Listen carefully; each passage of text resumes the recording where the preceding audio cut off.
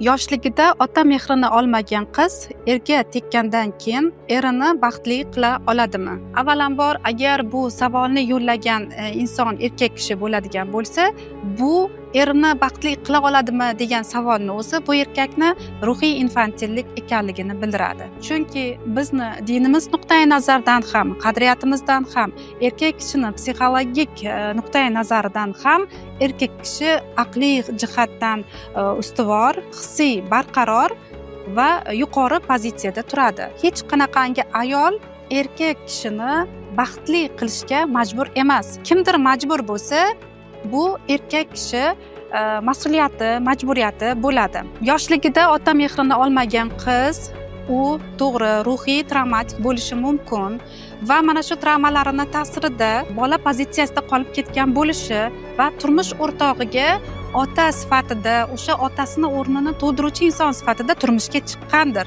Agar mana shunday holat bo'lsa, bu ayol o'zini ustida ishlab, bolalik travmasidan chiqib, katta inson pozitsiyasiga o'zidagi yetuk insonni uyg'otib harakat qilsa, hammasi yaxshi. Va o'zining qarshisidagi erkak kishi ham uning o'sha o'tmishini, bolaligini tushunib, unga mehr ongli ravishda ko'rsatib, uni mana shu travmalardan chiqishga yordam beradigan bo'lsa, albatta bu juftlik baxtli bo'lib ketish ehtimoli katta.